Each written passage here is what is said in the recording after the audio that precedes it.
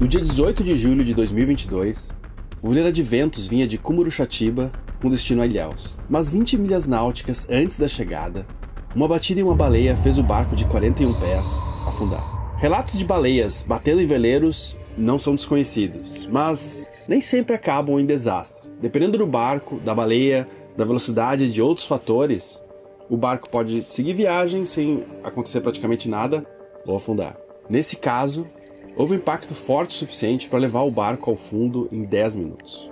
Hoje eu vou conversar com o Beto e a Joyce, que moravam nesse veleiro e faziam dele também o seu sustento, fazendo passeios, o que a gente chama de charter. Eles acabaram perdendo tudo que tinham e vão nos contar como isso aconteceu. Mas foi uma pancada assim, não foi uma batida, foi uma pancada. O veleiro deu uma subida e uma freada. Eu já levantei assustado assim, né? E aí o Maurício falou a Joyce, batemos em alguma coisa. Conversei também com o biólogo e pesquisador professor Marcos Santos, do Instituto Oceanográfico de São Paulo. Os cetáceos são o foco do trabalho dele e em 20 anos ele já publicou 70 artigos científicos sobre o tema. Acho que ele pode ajudar a gente a ter um pouco mais de luz nesse assunto. Eu vejo que está mais comum choques de baleias com veleiros, é uma percepção, não sei se é verdade. É verdade. Acontecendo, a gente chegou no que a sociedade está chamando de tempestade perfeita, né? Virou usual a gente dizer isso. Por uma somatória de 3 fatores principais. A Revolução Industrial, a parada, a cessão da caça comercial às baleias e a nossa busca por um mundo capitalista baseado na indústria do óleo. Então, esses 3 fatores são os principais que estão nos levando a mais encontros com baleias e golfinhos no mundo inteiro, não é só no Brasil. Então, a Revolução Industrial nos capacitou e nos possibilitou um avanço espetacular em termos de tecnologia para navegar, que é belíssimo isso, né? Proporcionou oportunidades ímpares da gente conhecer melhor o oceano.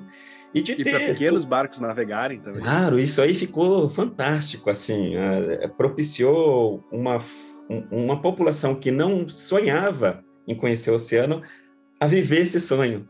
Então, assim, eu fiz uma pesquisa com os meus alunos nas autoridades portuárias aqui do sudeste do Brasil. De 2000 a 2016, nós tivemos uma triplicação do número de embarcações registradas aqui no Rio de Janeiro e em São Paulo, e 80% são embarcações de lazer. Então, isso é bacana, isso é legal, mas, assim, quando a gente moderniza esse acesso ao oceano, os órgãos gestores e a ciência têm que acompanhar e têm que entender o que isso pode levar a acontecer, que são esses encontros mais frequentes. Muitos super bem-vindos e amigáveis e outros não tanto amigáveis assim para os dois lados, né? Como a humanidade parou de caçar baleias em 1966, mas principalmente em 1968, aqui no Hemisfério Sul, que é o maior celeiro de baleias, a gente teve aí 54 anos para essas populações crescerem. Essas populações estão voltando a crescer. Então, quando as populações de baleias voltam a crescer e aumentar numericamente nos oceanos, aumenta a probabilidade da gente encontrar essas baleias pelo oceano. E como a gente tem maior acesso a adquirir meios de transporte em meio aquático, também aumenta mais ainda a nossa possibilidade de encontrar as baleias.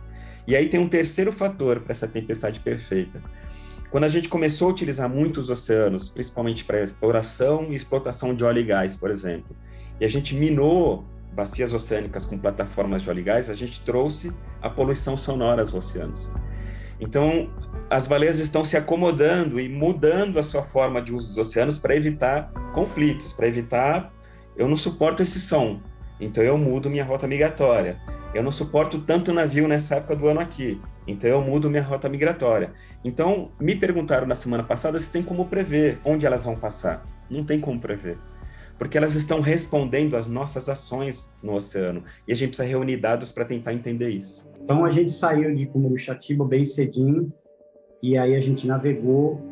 A previsão de chegada aqui, quando eu fiz a rota no Navionics, era que a gente chegasse aqui às 4 da tarde, entre 3 e 4 da tarde, né? Mas com a média 5 nós, né? E a gente conseguiu fazer uma média acima disso. Não desligamos o motor. Eu até costumo falar assim, né? Eu falo assim, gente, pô, a gente tem um barco à vela, né? E o mais gostoso é não escutar o som do motor, principalmente na hora que você vai dormir lá e o motor estava lá ligado. Então eu, a Joyce Maurício, que é um amigo, que também acreditou nesse sonho da gente. Que iria fazer a refenda. Que ia fazer a refenda e estava me ajudando a subir algumas pernas. Aí, de manhã cedo, clareou, o turno foi entregue para ele e para a Joyce. Aí eu fui deitar, né? Tomamos um café, a gente estava bem de olho, a navegação estava ótima, estava no motor em vela, velas reduzidas, e a gente estava a 3 horas de chegar em Ilhéus, e a gente só conversava assim, pô, daqui 3 horas a gente vai conseguir tomar um banho, vamos conseguir dormir tranquilo.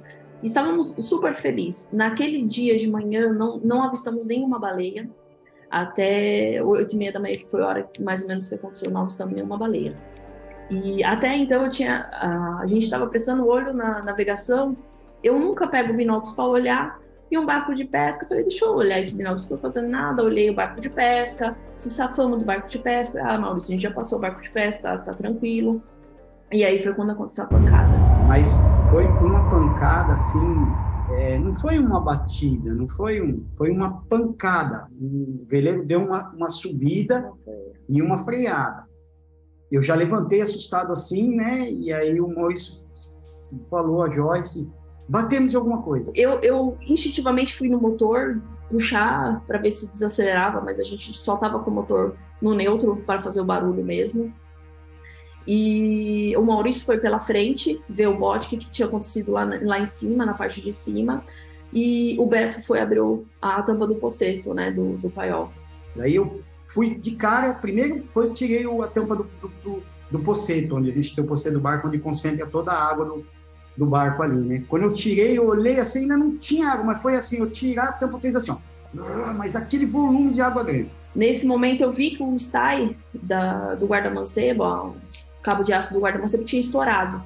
Desci, aí eu falei pro Beto, é pro, nós corremos pra lá, tentamos. O Beto subiu, ficou lá em cima na vela, segurando a água e pediu para mim olhar a bomba de porão. Fui até o poceto, tirei, não achei o sapinho, flutuou o sapinho, mas eu consegui fazer ela funcionar, tirar o ar, que ela tinha pegado o ar.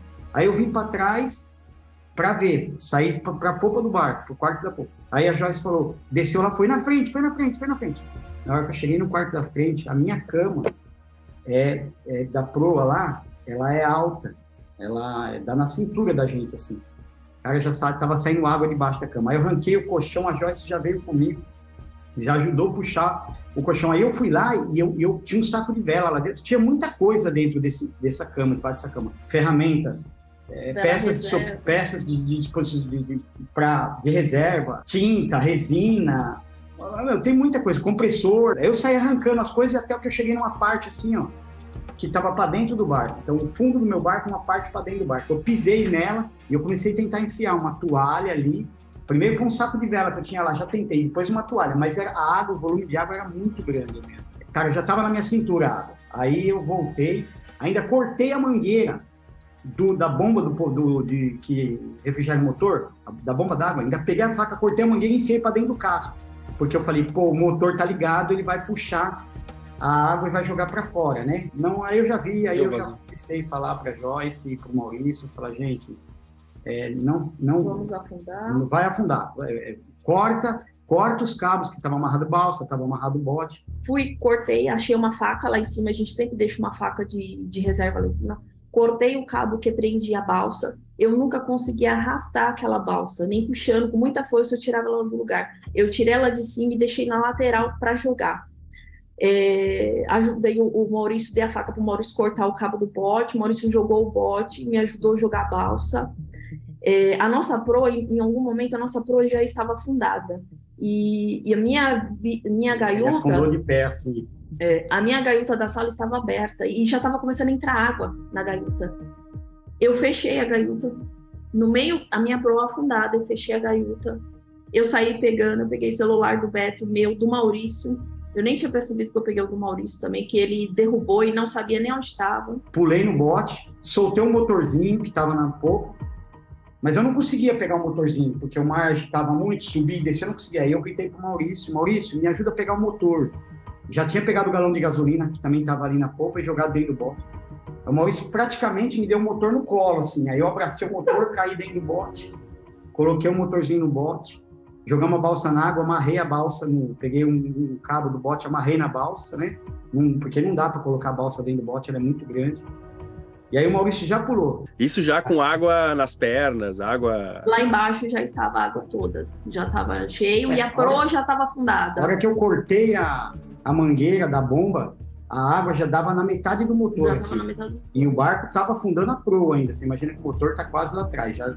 Aí eu lembrei, eu peguei os celulares, peguei o rádio VHF, peguei o nosso spot, catei o óculos, catei tudo que eu conseguia ali em cima, binóculo, eu desparafusei o IS, eu arranquei o IS lá de cima, arranquei os cabos, ele ficava no bimini, na parte de cima do bimini, no alto. Eu peguei meu protetor solar que estava lá em cima, porque eu falei, se a gente ficar horas no mar, pode dar uma queimadura, catei o protetor solar que estava lá em cima. Eu peguei 2 galões de água que estava dentro do barco, desses galões 5 litros, joguei para cima e falei, joga dentro do bote. Tudo veio na cabeça. Mas é tudo muito rápido, viu, Adriana? É tudo muito rápido. E eu fui catando e fui pensando, tudo que eu fui catando foi pensando. E aí, antes de eu sair, eu fechei a entrada do barco e passou pela minha cabeça. Eu falei, se as coisas boiarem, vão ficar aqui dentro. Fechei a proa do barco, peguei a bolsa, e a todo momento que eu ia pegando as bolsas, enfiando na minha bolsa estanque, eu deixava ela presa no corpo, porque eu falei, em algum momento, se eu precisar pular, tá aqui. E o Maurício conseguiu pegar uma bolsa dele com umas roupas, e eu fui enfiando as coisas dentro da bolsa do Maurício, porque na minha não cabia mais a estante. Aí eu fechei a proa do barco, o Beto e o Maurício já estavam no botinho com o motor, pegamos as 2 boias circular, pegamos 3 coletes, e eu fui a última... Na verdade, a boia circular, a hora que o barco afundou, elas se soltaram, né? E a Joyce pegou 2 coletes, eu só gritava para ela, 3. Vem, Joyce, vem, eu só gritava, vem. Né, porque o barco já fez assim... Já estava inteira afundada. A polpa do barco, quando eu fui pegar ela no bote, estava a 2 metros de altura. Assim, a minha polpa já estava 2 metros. Foi levantando, né, Adriana? E aí, a hora que a gente pulou tudo no bote, puxando a balsa, o mar não era ruim, mas não era bom, vai. Já tomamos uma ondada assim, já encheu metade de água o bote. Então, se a gente tivesse que sair com o bote para ir para qualquer lugar, não seria o bote naquele momento. Ele engolia água. Só que o barco de pesca já tinha escutado. Primeiramente, nós chamamos no rádio, dentro da embarcação, no VHF da embarcação, chamamos pesqueiro no través do barco, Mayday, e ninguém respondeu. O Maurício chamou, o Beto chamou. Quando nós pulamos no bote, eu peguei o rádio VHF portátil, novamente eu chamei, embarcação de pesca no través do veleiro, o veleiro colidiu com uma baleia, nós afundamos, Mayday, precisamos de ajuda. E aí foi a hora que alguém me respondeu, estamos a caminho. Só que quem ouviu essa mensagem de VHF não foi o barco que nos resgatou, foi outro barco que estava na proximidade com uma rede de pesca no mar, eles estavam recolhendo para ir atrás da gente. E nisso, ele mandou mensagem para esse barco que estava mais próximo, porque ele estava ancorado fazendo uma manutenção, então eles não estavam ouvindo rádio, nada. Ligaram para ele de celular, via celular desse barco de pesca que estava próximo, e esse levantou a âncora e foi ao nosso encontro. Aí, chegando próximo ao barco, eles agarraram a gente, que também, né, o mar chacoalhando, agarraram, aí nossas coisas estavam boiadas, assim, ó, e os caras começaram a pegar nossas coisas. Eu falava para eles assim, gente, deixa, vamos embora. Nós não tínhamos cabeça. Eu não queria almofada, coisas boiadas assim, né? E galão boiado, eles pegando galão de água. Aí eu só falava, gente, vamos embora. Aí eu perguntei, né? Quanto tempo, para onde nós vamos aqui, o que tem aí? Ele falou, nós estamos umas 3 a 4 horas de Ilhéus, a gente está indo, vamos para lá. Aí o pessoal do barco de pesca, eles estão de parabéns pelo que eles fizeram. Nós sempre tivemos uma admiração enorme pelos pescadores que enfrentam os mares agitados e assim, porque tem que enfrentar, porque é o ganha-pão deles, né? Nós temos vários amigos pescadores, mas hoje só aumentou nossa gratidão. A hora que eles colocaram a gente no barco, o pouco que eles tinham, eles queriam oferecer pra gente. Perguntou se eu queria ficar deitada, eles me ofereceram até um remédio para passar no joelho, que eu tinha ralado o joelho, perguntou se a gente queria comer, se a gente queria água, e assim, em nenhum momento a gente vê que é uma pessoa que estava ali para ajudar, sem interesse.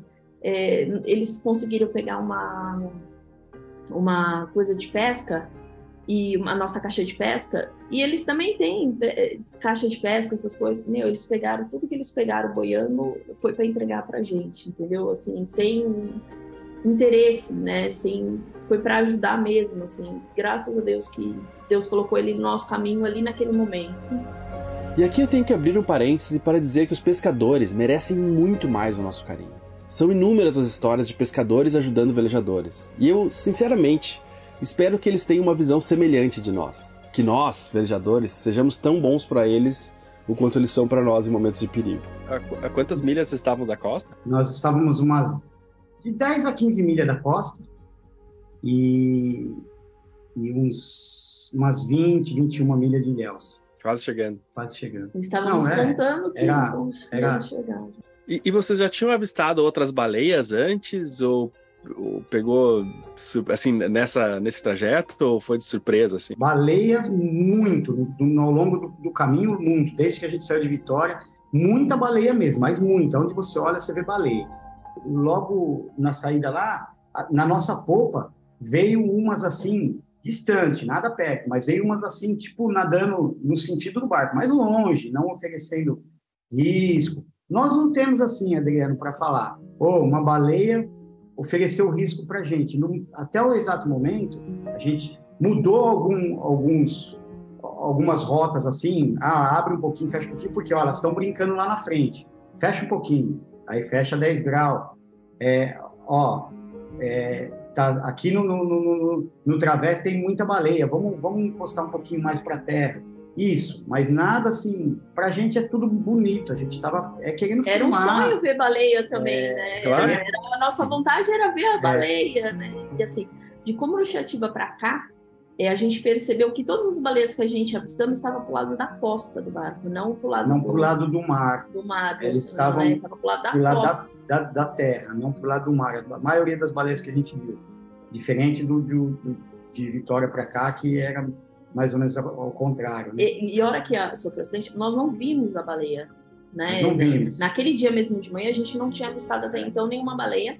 E o Maurício, quando foi lá na frente, ele fala que ele não viu, mas ele viu um rebojo na água. De alguma coisa na água. Mas não dá para falar, mas né? Mas a gente não sabemos, não podemos afirmar que foi uma baleia, né? E não tinha nenhuma pedra ou parcela? Ali não. Nada, absolutamente nada. Estava afastado, longe. Não, e o próprio barco de pesca, né? Se a gente tivesse batido, que já houve, já vi alguém falando, pode ter sido container, pode ter sido uma pedra, pode ter sido, falei, gente, container, talvez nessa cacetada, o Maurício teria visto alguma coisa, um toco. O toco vai boiar, tomou uma cacetada, ele vai boiar para trás. Quando os pescadores resgataram a gente, o pescador veio para cima, assim, de mais ou menos onde foi o local acontecido. E aí não tinha mais nada além das nossas almofadas, nossos galões, nossas coisinhas ali, tudo boiando. Não tinha mais nada, né? A gente deduz que é uma baleia, né? Gostaríamos que não fosse. Gostaríamos que acreditar que esse animal tão lindo, né? A gente conseguiria avistar ele, que não fosse ele, mas assim... A gente não tem explicação, né? Todos os velejadores que eu conheço têm um carinho enorme pelas baleias e gostam quando observam, sabe? Assim, baleias, né? Pô, a gente na descida agora viu os borrifos de longe, aí, tipo, teve um pulo aí, ficou feliz pra caramba, é outro pulo, sabe? Mas distante, assim, sabe? E então não causou nenhum tipo de medo e tal, tava, né? E a gente ama as baleias, mas causou, por exemplo, no caso deles, né? Tipo, eles perderam tudo que tem, né? A casa e tudo, né? Então claro, é a natureza, né? Ela não, no caso das baleias, até não sei se dá para dizer isso, mas não tem uma intencionalidade, né? Tipo, porque as baleias são seres muito complexos, talvez até. Né? Todo mundo está se perguntando agora o que pode ser feito para evitar. O que a gente pode fazer num barco Imagino que épocas do ano que tem uma concentração maior de baleias ou não, né? O problema é que, tipo, para subir para o Nordeste, é na mesma época em que as frentes frias chegam até lá e os veleiros têm chance de subir, me parece, né? Tipo, ligar o motor realmente ajuda? Existe alguma coisa que a gente pode fazer, cara, para diminuir o risco? Na verdade, a gente não tem uma receita de bolo ainda, porque a ciência ainda vai começar a lidar com esses dados que eles são muito recentes. Então, a gente da academia, infelizmente, a gente precisa de um complexo maior de dados e de informações. E com esse avanço tecnológico, pelo menos em casos como esses que estão sendo relatados, a gente tem uma comprovação, já que muitas pessoas têm isso gravado em smartphones nos dias de hoje, né? Então, a gente tem uma comprovação, não é mais uma anedota, olha, eu vi, aconteceu, olha aqui a prova. E a ciência reunia esses dados como dados anedotais. Agora a gente tem dados científicos, olha, tem um vídeo aqui comprovando, tem informação comprovando, etc. O que acontece é bem o que você falou, a gente tem uma noção da ciência, das rotas migratórias, de onde estão esses animais e quando eles estão. O problema é que nós, cientistas, cometemos um grande equívoco quando a gente publica a nossa ciência apenas para nós, cientistas mesmos. Então, esse é um equívoco grave do mundo científico globalizado. Eu estou entrando numa área muito interessante que é chamada de comunicação de ciências para não cientistas. Estou amando velejar por essa área, porque é incrível como a gente consegue mudar cenários a partir do momento que a gente trabalha a nossa linguagem para chegar na grande sociedade, que geralmente é a sociedade que está financiando essa ciência. Então, assim, essa informação tem que chegar nessas pessoas, que nem você me perguntou, como é que a gente evita isso? Na verdade, a gente não tem hoje uma resposta. O que a gente sabe é, assim, existem maiores chances de ocorrer essas colisões em determinadas épocas. Por exemplo, essa semana mesmo, houve uma baleia jubarte que saltou em cima de uma embarcação de pesca esportiva na costa de Massachusetts, nos Estados Unidos. É uma área onde agregam 2.000, 3.000 baleias jubarte por ano. É a época da indústria de observação de baleias fazer os lucros dela. Só que também aumentou muito o número de embarcações de pequeno porte, também curtindo o lazer, é verão lá nos Estados Unidos. Então, o americano ele tem o direito de curtir o oceano e a pesca esportiva. Então, é a famosa tempestade perfeita. Manter o motor ligado, você acha que é algo que pode ajudar? Ou você não tem nenhuma base para isso? Pode ajudar. O motor ligado, eu trabalho como cientista geralmente com motor ligado, e eu sei que eu estou causando impacto. Então, eu sempre escrevi isso nos meus artigos científicos, falo nas minhas palestras e nos cursos. A partir do momento que eu me aproximo e eu preciso usar uma técnica, por exemplo, de fotografar indivíduos para identificá-los, eu estou causando um impacto. Então, eu estou mediando esse impacto. A reação dos animais pode ser da mais diversa possível.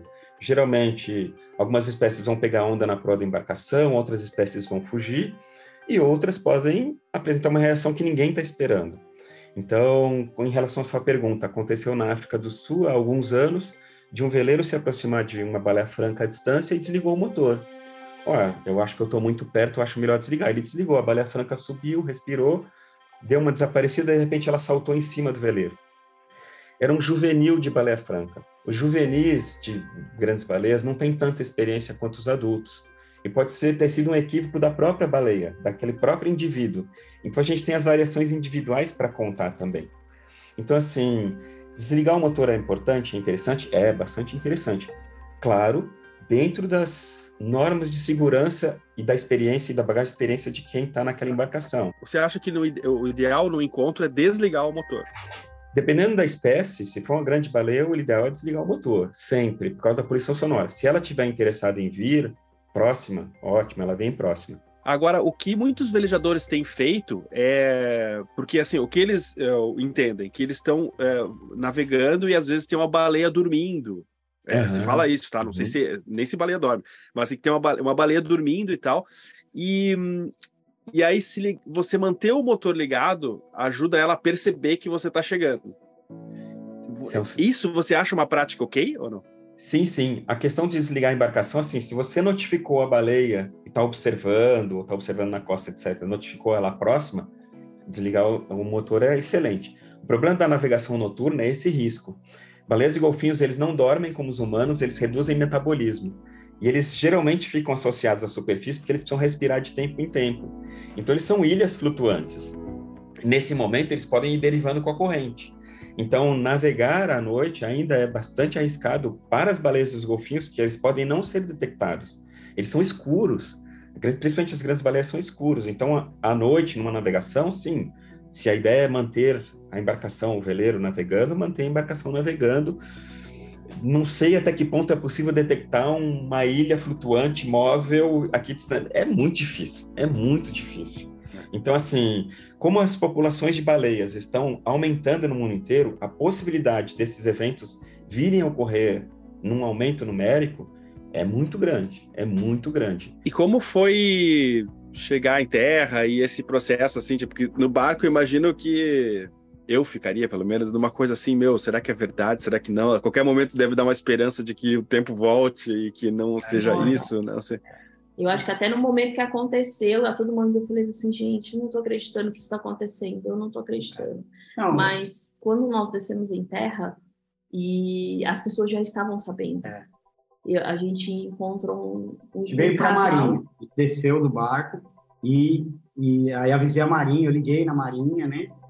Porque também tinha uma, Adriana, eu estava lá dentro do barco dos pescadores, com a balsa, com o bote, com alguns galões que eles recolheram, com algumas coisas que eles recolheram aí. Que flutuou. Que flutuou, tá. E aí os pescadores, eles têm que seguir a vida deles, eles têm que ir pescar. E aí eu falei, onde que eu vou guardar isso? Aí eu pedia para a Marinha, né, se tinha algum lugar, alguma caminhonete para vir buscar o bote, para vir buscar o motor.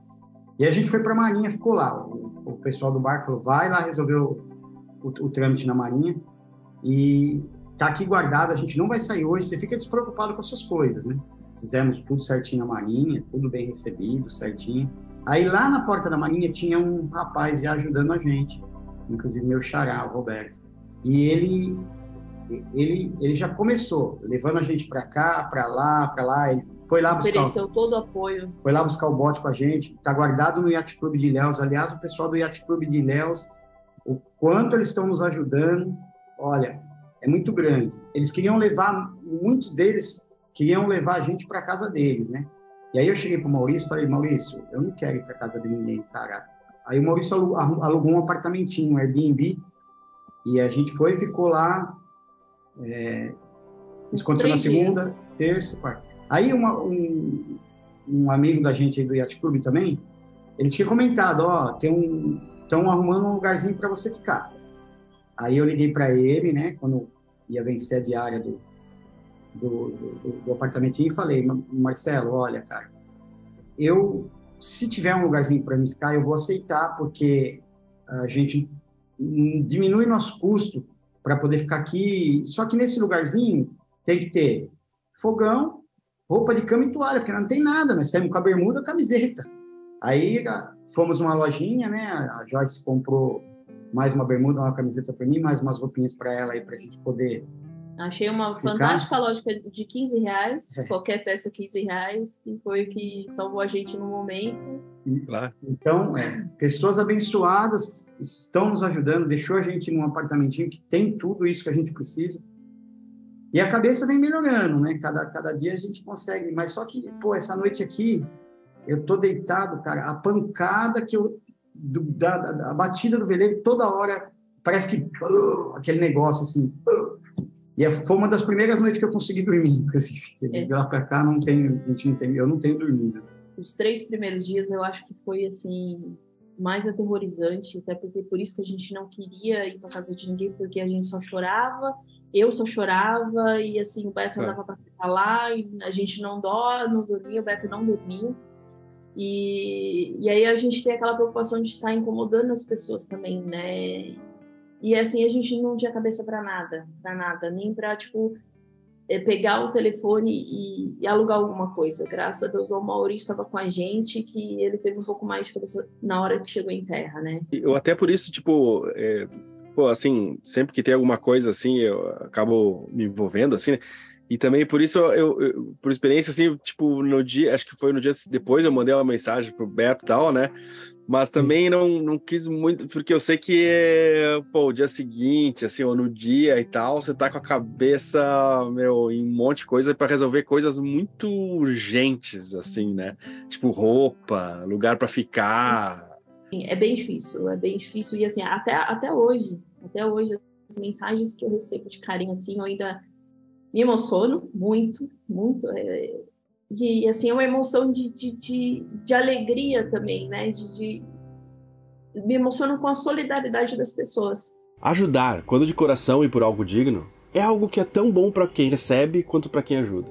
No mundo da vela, nesses anos em que moro a bordo, vi inúmeras oportunidades de enxergar o quanto essa comunidade é capaz de se mobilizar para ajudar o outro. E dessa vez não foi diferente. E através de uma campanha em um site de crowdfunding e através do Pix, muitos velejadores têm ajudado o Beto e a Joyce a comprar o básico por esses dias e para resgatar o barco de onde ele está. Se você quiser ajudar também, o link aparece aqui e também está na descrição.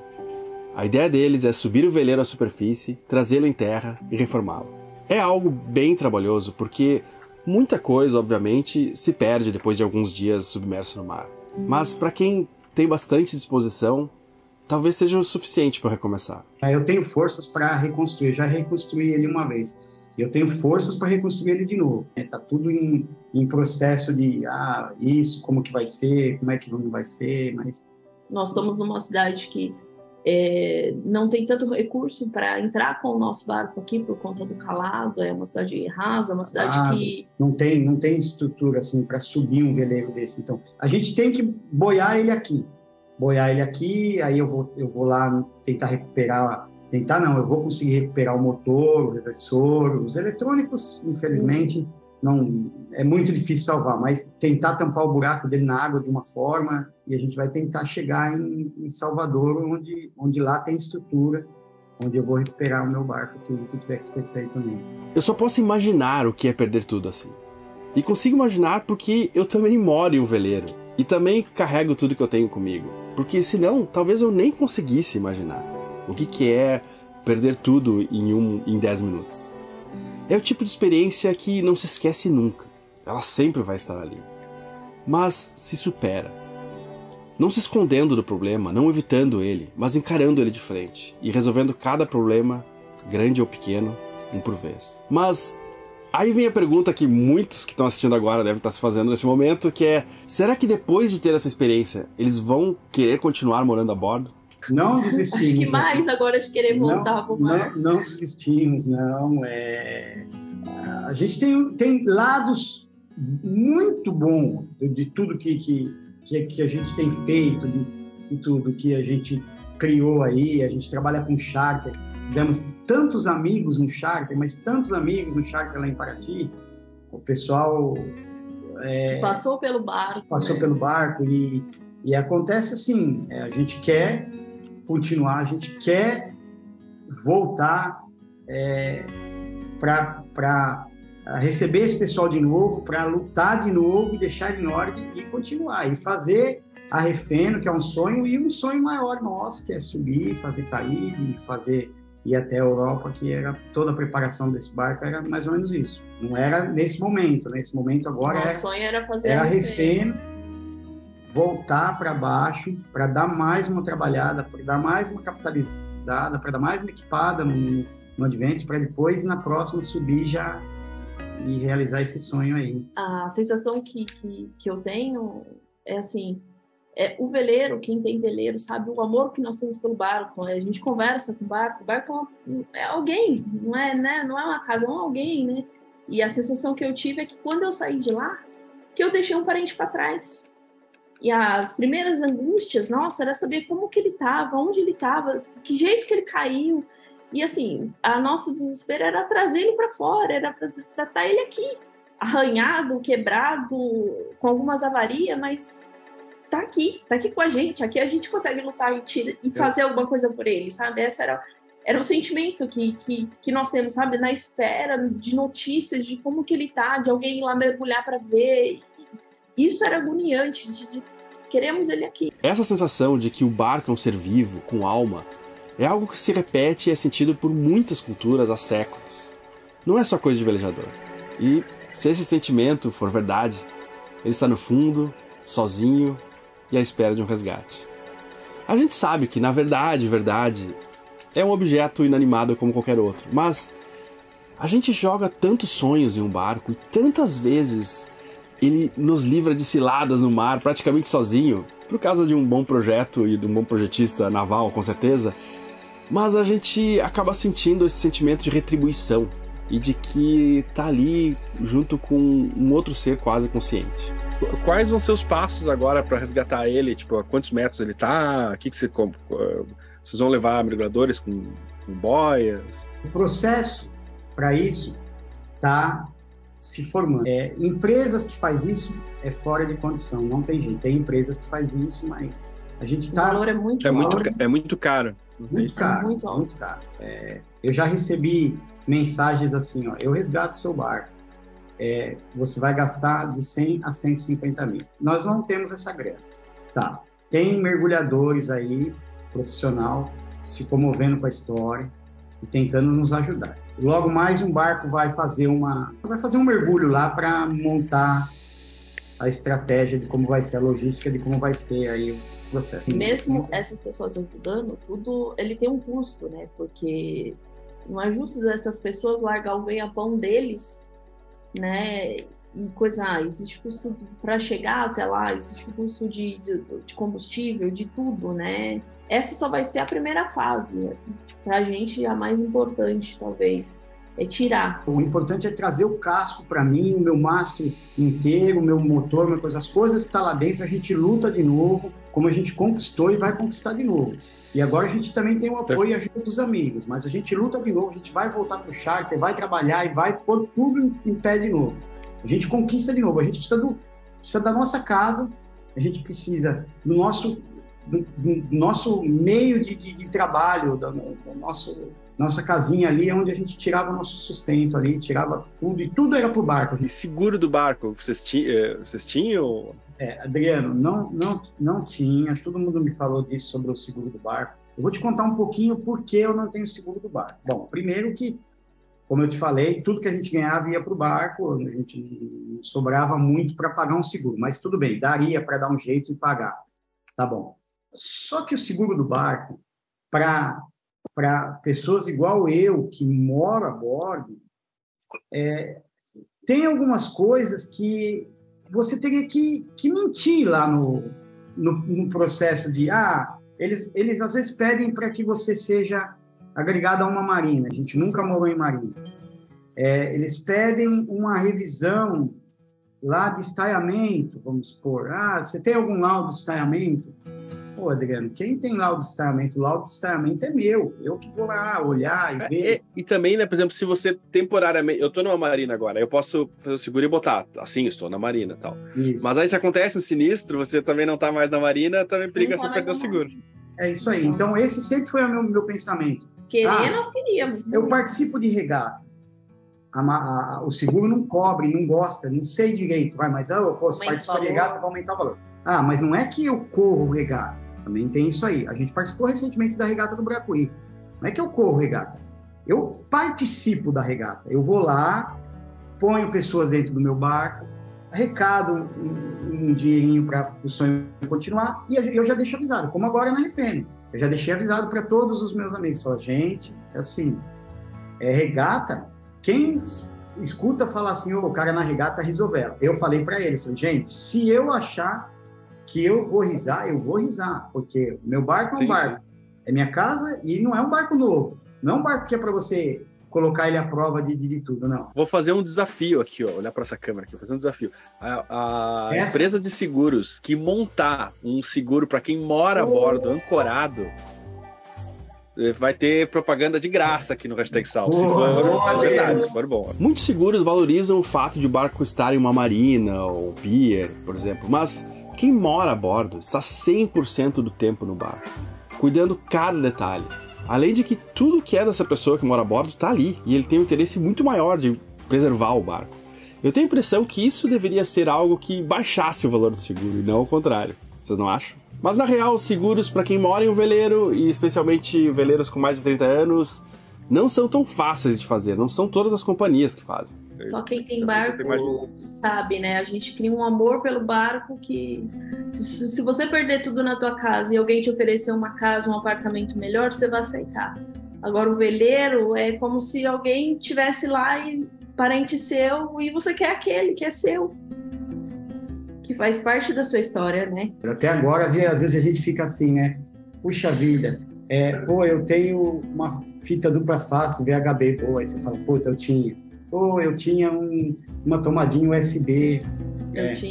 Eu tinha, porque eu sou da área da manutenção, sou mecânico de carro e tudo no barco eu ia fazendo. E a gente tinha muitas melhorias pelo caminho ainda, né? Apesar de o barco estava bem completinho, bem feito, aí que a gente luta, faz um charter, faz isso, faz aquilo, faz a correria, né? Muitas coisas estavam lá dentro, além de o que estava instalado. Pô, a gente tinha ferramental legal, furadeira, bateria, parafusadeira, bateria, tudo. E tudo tá lá embaixo, né? A gente vai tentar. E eu fico imaginando também, né? Porque eu conheci esse barco, né? Quase, acho que quem tá assistindo, ninguém sabe, vocês sabem porque a gente tinha conversado sobre isso. Eu conheci esse barco e considerei na época comprar. Na época não casou exatamente com o momento que eu tinha dinheiro, e também era um barco maior do que eu tava procurando e tal. Mas eu me lembro que, como ele tava, ok, né? Mas depois eu vendo o vídeo de como vocês deixaram, assim, pô, vocês trabalharam assim, muito, né? Nele, né? E assim, a luta da gente, né, Adriano? Mas coisa que a gente fez, não é aquela questão de... Nós tínhamos dinheiro para pagar, não tínhamos dinheiro para pagar alguém para fazer. Capotaria do barco agora, é a última capotaria. A Joyce foi para São Paulo, no Brás, comprou o pano e costurou toda, ela, mais uma amiga dela, costurou toda a capotaria do barco. A Refeno, pra gente, sempre foi um sonho. Era um sonho que, assim, a gente queria muito participar, mas, assim, não tínhamos dinheiro para equipar o barco, né? E juntamos um grupo de amigos nossos, conversamos com eles, a gente precisa de tanto para equipar o barco, para poder participar. E eles toparam, a gente vai ajudar vocês a equipar para participar da Refeno. Então, assim, a gente estava no momento do sonho realizado, e terminar esse sonho, subir a nossa costa, participar da Refeno, que era um grande sonho nosso. Mas, no caminho, nós tivemos essa surpresa. É um momento que, assim, acho que todo velejador, o maior medo deles é ver isso, é ver seu barco se afundando e se perder tudo, porque não é só bem material, é uma história, é uma vida, em segundos, tudo aquilo que você juntou, tudo aquilo que você trabalhou, toda a sua vida, sua história, as coisas se perdem. Eu acho que isso é o medo de todos. E no momento que estava acontecendo, eu pensava assim, não, é mentira, isso não está acontecendo, gente, não pode estar acontecendo agora. Mas estamos aqui, forte e assim, graças a muita gente que está ajudando, a muita gente, a muita mensagem, a muita oração, muita vibração, que agora a gente acredita que esse sonho não vai terminar aqui, que nós vamos conseguir e tudo de novo, trabalhando com lutas incansáveis, mas estamos aqui para reescrever essa história. Eu acho que isso é o mais importante. Carros batem, casas desmoronam, aviões caem e, infelizmente, barcos afundam. A vida às vezes se prova difícil, independente se você está na terra ou no mar. O Beto e a Joyce trabalhavam e deram duro para levantar esse barco que precisava de carinho. E, até onde eu pude checar, não fizeram nenhuma grande prudência ou descuido. E assim é com carros. Alguém que dirige, sei lá, por 30 anos, pode sofrer um acidente de trânsito. Pode acontecer comigo, com você, com qualquer um. E agora, para retornar ao sonho que viviam, eles têm um pouco mais do que a saúde e a vontade. Mas não é bem verdade, porque há também muita gente que se identifica com eles e está junto com eles colaborando. E talvez você que está assistindo nesse momento já é ou vai se tornar uma dessas pessoas. Uma coisa que eu queria colocar aí também é um agradecimento muito grande. A gente agradece muito grande a todos que se comoveram, que estão ajudando e está aí nos ajudando de formas assim, com energias positivas, com orações, com grana, com torcida. A gente quer agradecer muito desde já o que estão fazendo pela gente, muito. A gente está aqui muito emocionado de ver o que está acontecendo, sabe? Eu quero agradecer muito a todos o que estão fazendo pela gente, de coração. Eu quero um dia poder encontrar todos e dar um abraço em todos que estão ajudando a gente. Eu quero muito daqui a um tempo entrevistar a eles novamente, mas flutuando em um Adventus recuperado, boiando em águas azuis tranquilamente, ao lado desses animais que são os maiores da Terra. Certamente alguns dos mais lindos e também mais inteligentes que já habitaram esse planeta. E a minha conversa com o Marcos era originalmente só para pontuar algumas questões desse episódio, mas conversamos tanto e coisas tão importantes para quem vive no mar que vai render mais um episódio inteiro exclusivo sobre as baleias e seu relacionamento com os veleiros. Até o episódio 223. O Hashtag Sal é um projeto totalmente independente e que conta com apoiadores. Hoje são mais de 1.000 que ajudam o canal a se manter, pagar as contas básicas e a gente continuar aqui todo domingo às 10 da manhã fazendo o que a gente faz. Inclusive trazer histórias como essa, como tantas vezes a gente fez aqui no canal. Então, se você está no espírito de ajudar e você acha importante o que a gente faz aqui, por favor, considere deixar qualquer quantia pra gente lá no Apoia-se, aquilo que você achar que a gente merece e que você pode e quer ajudar.